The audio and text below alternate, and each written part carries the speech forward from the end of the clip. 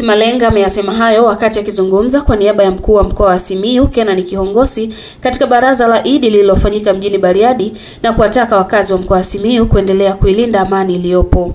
Amani ni wahakikishie itaendelea kuwepo, na hata kuwepo sisimizi wala kunguni atakayetishia amani kwenye mkoa wetu wa Simiyu na wilaya zake zote.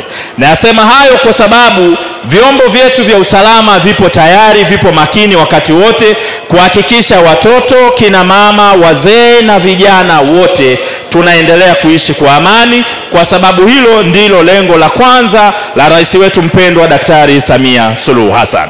Ndugu zangu Waislamu na msio Waislamu, amani sio ya kuichezea hata kidogo. Wanaoathirika pale ambapo amani inakosekana ni pamoja na watoto na kina mama.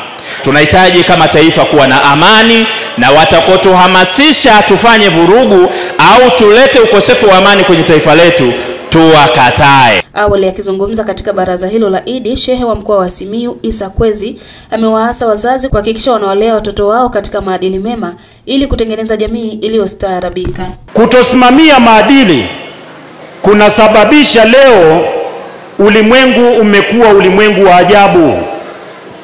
Kutosimamia maadili ndio unaozalisha watoto wasiosikia. Mpaka anakuwa mtu mzima ndio wale wanaohamasishwa maandamano anakwenda kupigwa risasi, na umegharamika wewe pamoja na familia yako kuuza mpaka mashamba, mmemsomesha ameenda chuo kikuu, kule anakwenda kuandamana kwa ajili ya kuwatetea watu fulani waingie kwenye madaraka. Ni kukosekana kwa maadili.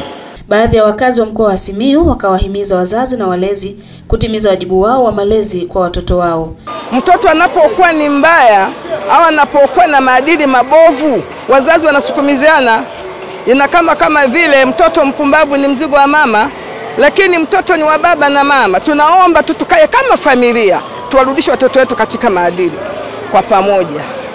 Wazazi kwa makini na mabinti zao au vijana wao, jinsi ya malezi, wajikite zaidi kuwalea katika maadili ya dini na maadili ya upendo zaidi.